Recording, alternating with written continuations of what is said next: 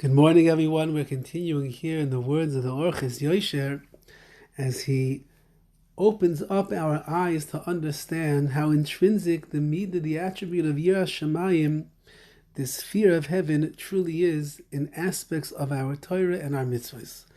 And he quotes over here the following Gemara. The Gemara says, Amaluhu Rava l'Rabbanan. Rava said to the Rabbanan, B'matusa minaychu. He said, I beg of you, Lo tersun tarte Gehenim.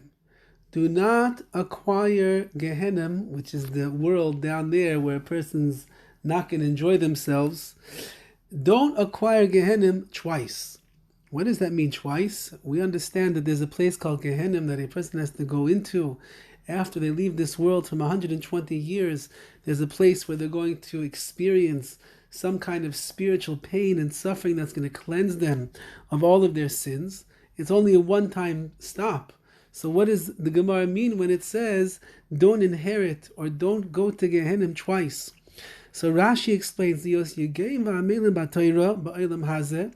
if a person works very hard in learning Torah in this world, but he doesn't keep it, he learns and he learns and he learns, he spends years and years and years, but he doesn't uphold and he doesn't keep it in the right way, so then,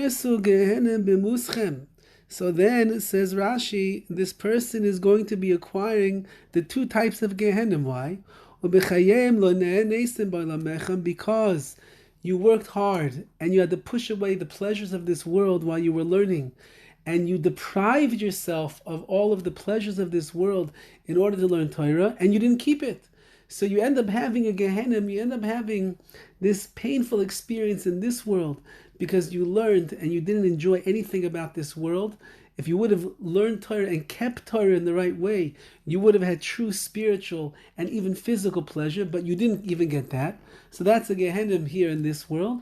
And secondly, says the Gemara, the way that Rashi is explaining, obviously, which everyone's going to have, they're going to have some kind of a Gehenim in the world to come to absolve them and to purify them from all of their sins.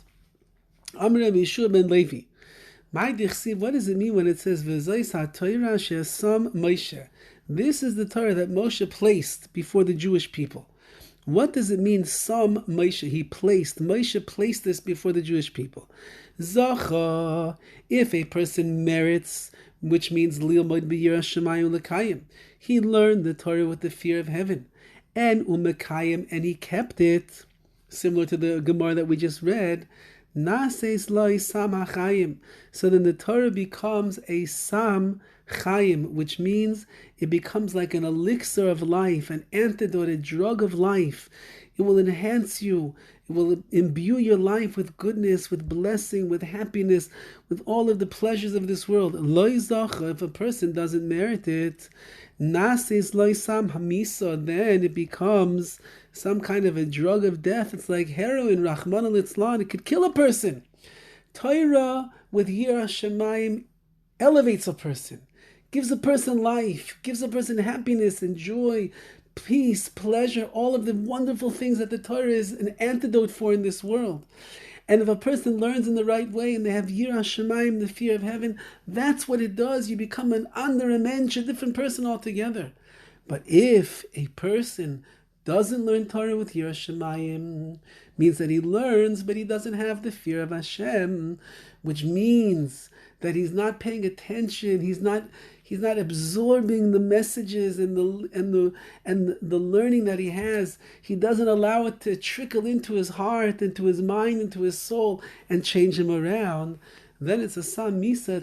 It's like a drug of death for such a person, because he will walk away so embittered and so frustrated and so upset with what the Torah says and how it makes him feel, and what he'll feel is pressure on him, Rahman al-Itzlan. All the things that people complain about is because they're learning Torah without Yiras Shamayim. If, like the Gemara is saying over here, Rav Chaim Kanievsky is explaining, if only we would have true Yiras Shamayim, this fear, this awe, this reverence, this recognition that there's a Ribbono Shel Olam, that He gave us His Torah, that He wants us to learn His Torah. It's the way that we attach ourselves to Him, and everything that it says inside of there is the emes la'amita, is the ultimate truth, which is something that the human mind could never reach on its own. when I humble myself before Hashem while I am learning, because I realize everything that's in the Torah is Devar Hashem, is the word and the will of Hashem, then I take it upon myself. I look to be able to fulfill it and to keep it in the most beautiful way possible. And in that way, Be'ez Hashem, it becomes an elixir of life to me, to my children, to my family, to everyone that I'm in contact with, because they recognize that someone with Yiras Shamayim, someone with this fear of Hashem, the reverence and the recognition that HaKadosh Baruch Hu is in His Torah and He gives us His Torah and He passes it over to us. That itself is the greatest chus, to imbue one's life with the sweetness and the sanctity and the purity of the Torah. Wishing everyone a wonderful day.